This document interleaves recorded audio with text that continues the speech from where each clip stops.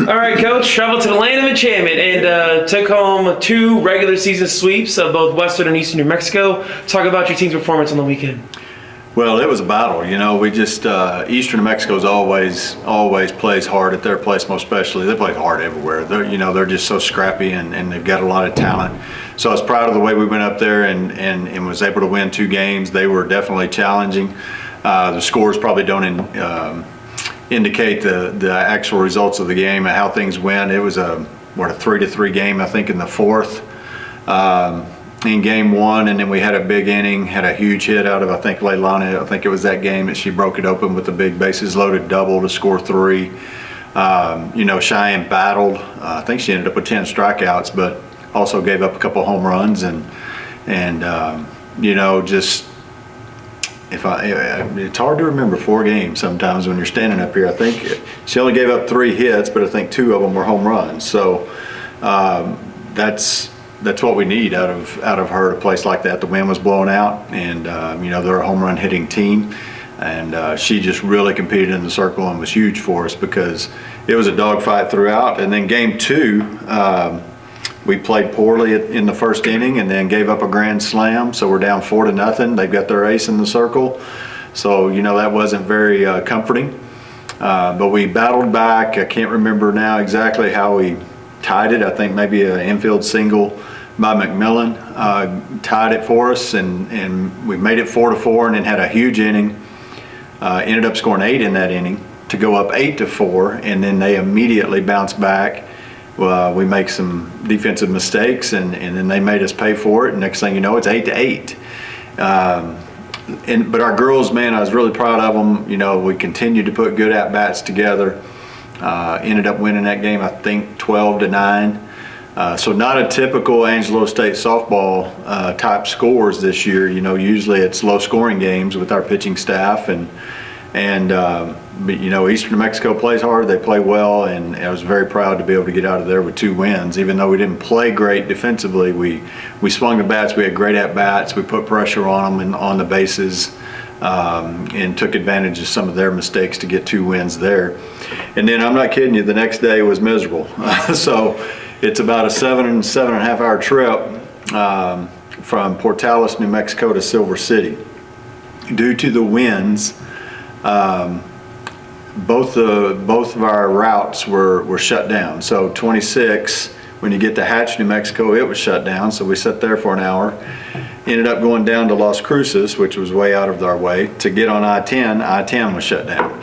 So we got there, what was supposed to be a 7.5 hour trip turned into a 12-hour trip. We left the hotel at 11 a.m. We got there at 11 p.m. So shout out to Brian Dawson from Holiday Travel. What an amazing driver, and he handled everything very well. We were very fortunate to have him behind the wheel that day because it was not an easy trip. And he kept us cool and just got us there safely.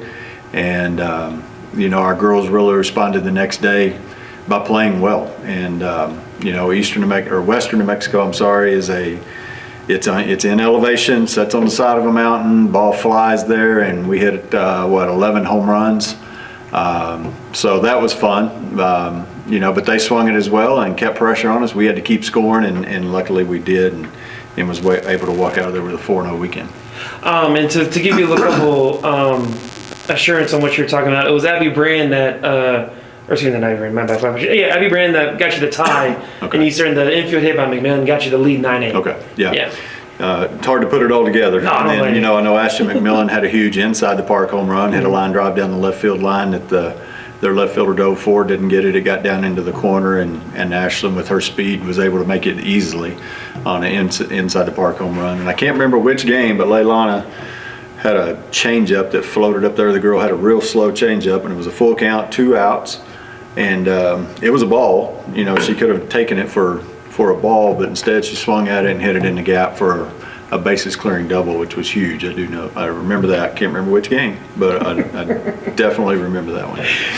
And you mentioned it, you hit 11 home runs combined at Western New Mexico. You basically had a home run derby out there. And if I'm not mistaken, you had 3 straight homers in the top of the first in game 2 by Applin, Trotter, and McMillan. So how are you guys able to just set the tone right away from the get-go and sustain that momentum throughout the entire day? Well, Silver City, Western New Mexico is a tough place to pitch. It's like I said, it's on elevation. The ball flies. The wind was blowing out 20 to 25, and it's fairly short to center field. I think it's probably only 210, 215 to center field. Now it's deep down the corners, but gap to gap, you get it up and get it out, especially with the wind blowing the way it was. It wasn't that hard. So I would say of our 11 home runs, 7 or 8 of them were going to go out anywhere. And then we got 3 or 4 that probably would have been outs or doubles off the fence, on a normal day. But, proud of our kids for hitting the ball. Leilani hit one that when we were leaving at the end of the day, I kind of made a little joke. I was like, wait, Leilani, I see your ball. It's up there at the top of that peak. And because she absolutely mashed that one. That was fun to watch. They've got some big pine trees out in left field. It went over the pine trees. So that one was an absolute shot. And Bree Waters had a big day, got her chance. She's a fly ball hitter. So we put her in, and sure enough, she ended up hitting 2 home runs. And Tatiana had a humongous day, went 7 for 7, 3 home runs, 2 doubles. Or no, 3 doubles, only 1 single out of those 7 hits. So she really was seeing it well. And then I've got to talk about Carter Smith. We've talked about how the bottom of our lineup has struggled throughout the year. Carter being one of those, and man, she has really stepped up here lately and been huge for us. I wrote it on my hand. She was 8 for 16 in her last 16 at-bats, so that's huge. When you can get her speed and setting down the 7 or 8 hole, to get that kind of production is huge. And she had some RBI opportunities and delivered in clutch RBI situations. She wasn't just getting singles, she was driving in runs as a slapper. So that's huge for us. Abby Brand had another big week. She's really starting to see the ball well and hitting the ball. So the bottom of our lineup is starting to produce for us, and that's great news heading into the end of the season here, going into the playoffs, and in particular this weekend when you got Midwestern and West Texas A&M. So we've talked about the high altitude in your offense, how you're able to carry throughout the whole weekend, but I want to touch on pitching now. I want to highlight Cheyenne Floyd again. She pitched 6 innings against Eastern, and then a complete game, 7 innings against Western. So just talk about her consistent excellence all season long. Well, we also brought her in against Eastern New Mexico in the 6th inning, so she got I don't know if she technically got a save, but she saved the game for us there in the 7th inning. Amelia struggled a little bit at times, and then had some tough luck at times as well, and we went to Reagan Suture, who gave us a really good 5-6 outs, and then they had 2nd and 3rd, and it was a close game still at the time, and we decided to go to Cheyenne, and she struck out the girl to end the inning. So that was, she makes coaches look smart when you go out and do that kind of thing. But it's always nice to have number 14 in your back pocket to pull out in late games if she's not the starter. And again, our staff just did a good job of competing against Eastern New Mexico, and then Western can swing it as well, especially at their place. They hit some home runs against us. Their leadoff hitter had an amazing day, and we just battled. We played pretty good defense at times, and then we didn't play great defense at times, but our pitchers really battled and did what we had to do. But it was offense this weekend, which hasn't been the case. It won't be the case this coming weekend because the wind will probably blow straight in at Meyer Field, and it'll be low scoring affairs again. But it was fun to watch that ball fly around. And of course, looking ahead, you have 2 more home series left to close the regular season. One against Midwestern State, and then West Texas A&M, 2 opponents that swept you earlier in this season. What did you learn from those matchups back then, and what will make these matchups and these results different this time around? Well, start with Midwestern because that's who we play first. That was a tough weekend. I'm approaching 1,000. The girls were kind of planning on all that. We had a long, very back and forth battle with West Texas A&M on that Friday night, long night. Had to travel the next day, and I just felt like we were dragging on that Sunday because of what happened Friday night at WT. We had a chance to win, especially game 2, and didn't quite get it done. They walked us off in the bottom of the 7th on a single, and that was tough. And hopefully being at home this time, especially playing Midwestern first, that won't be the issue. Yes, we're coming off a long trip, but we also got home we did get home at 4 a.m. Friday night, Saturday morning, but we're giving them 3 days off. They get Monday off as well, just to kind of recoup and get it back on our normal routine starting tomorrow, starting Tuesday. So that should not be a problem. So hopefully we can play better. Midwestern is kind of one of those teams that you scratch your head. They haven't won a lot of games since that sweeping us in Lubbock Christian. It was a huge weekend for them. They swept Lubbock Christian on Friday, swept us on Sunday, and now they're struggling to win games. So kind of a confusing team, but they've got 2 kids that can really pitch. Offensively, they're streaky.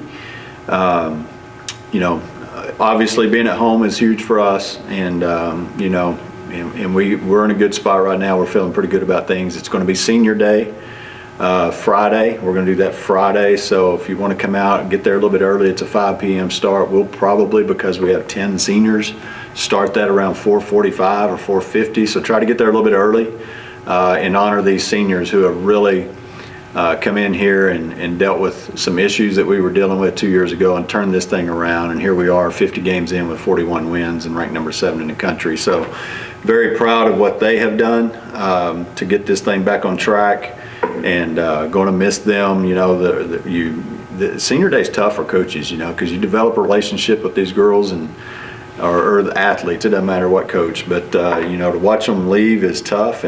But at the same time, we got a lot of softball ahead of us still, and we're going to take our time to honor them on Friday. So try to show up a little bit early. Then moving to West Texas A&M on Sunday, obviously a team that has just had an incredible year. I think they're sitting at 48 or 49-2 right now.